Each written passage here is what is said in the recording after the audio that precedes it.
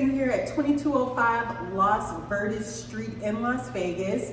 This is a single-story home with 5 bedrooms, 3 bathrooms, and it's listed for $419,900. So if you have any questions about this property or how to get over here to see it, let me know. We're more than happy to get you directed over here. But at any rate, we were sitting here talking about possible financing options for a property like this. And we got on the topic of VA assumptions because you have a class coming up tomorrow, right? That is correct. We have a class coming up tomorrow at LVR, Classroom B, kicking off at 11 a.m. On VA assumptions. Okay, and this class is for industry professionals, right? That is correct. So if you're a realtor, broker, lender, and you want to learn a little bit more about VA assumptions, definitely come check us out. Okay, so I can't make the class tomorrow, so I started picking his brain since I got access to him right now, right? And so we started talking about who a VA assumption would be beneficial for. And so share with people what your thoughts was on who would benefit from this. Is this actually a benefit to an average buyer? So for an average buyer, it could be, and here's what I mean by that.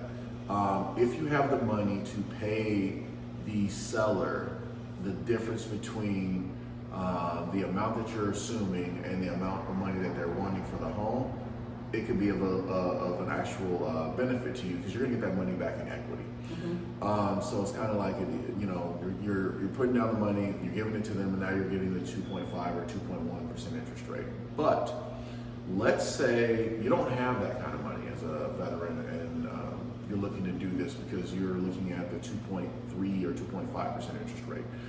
You'll have to then get a secondary loan, whether it's a HELOC or a second loan on the property. That is going to come with a payment. That particular monthly payment is going to be on top of the payment that is already on the property. So if you're looking at, oh, this is a great deal, now it's time for you to take a look at what the combined payment is going to be for you. Will it make sense financially? Because that seller is going to want to get paid. They may want to draw all the equity out. You may be able to negotiate to where, okay, I'll give you up to 80% of, the loan to value of the home. So I'll assume the original mortgage, and then I'll, go up to 80% loan to value, and I'll give you that in a secondary loan. So I'll give you that money. Mm-hmm. But now I've got that monthly payment. That monthly payment can be an extra $1,700. Mm-hmm. And if they've got, let's say, a $900 monthly payment, now you're in the high 2s, borderline 3s in monthly payment.